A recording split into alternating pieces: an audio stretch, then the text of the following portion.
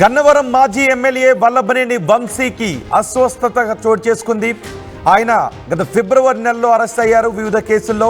అప్పటి నుంచి ఆయన రిమాండ్ ఖైదీగానే ఉన్నారు. అర్ధరాత్రి ఆయన్ను ఆసుపత్రికి తరలించారు పోలీసులు.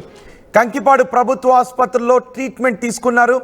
కొన్ని రోజుల నుంచి ఆయనకు అస్వస్థతగా ఉన్నారు అంటూ కుటుంబ సభ్యులు కూడా చెప్తున్నారు. ఆయన దగ్గు ఎక్కువగా వస్తుంది, దగ్గలేకపోతున్నారు.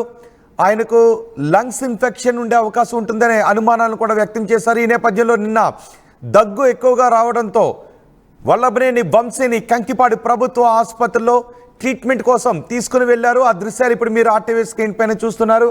ఆసుపత్రికి తీసుకువెళ్ళినప్పుడు ఒక టేబుల్ పైన 2 చేతులు పెట్టి ఉంచి ఆయన ముందుకు వంగి కొంచెం ఇబ్బంది పడుతున్నట్టుగా కనిపిస్తూ ఉంది ఆ దృశ్యాల్లో. ఆ రెడ్ సర్కిల్లో ఉన్న దృశ్యాలు చూస్తూ ఉంటే వల్లభనేని వంశీ ఆరోగ్య సమస్యలతో ఇబ్బంది పడుతున్నట్టుగా అర్థమవుతుంది. దీంతో ఆయన్ను ఆసుపత్రికి తీసుకువెళ్లారు.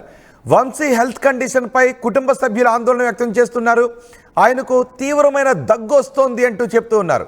కంకిపాడు ప్రభుత్వ ఆసుపత్రికి చేరుకున్నారు వంశీ భార్య. అలాగే ఎయిమ్స్కు తరలించాలి అని పేర్ని నాని కూడా డిమాండ్ చేస్తూ ఉన్నారు.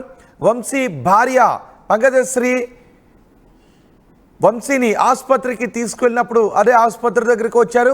ఎయిమ్స్కు తరలించాలి అని పేర్ని నాని కూడా డిమాండ్ చేశారు.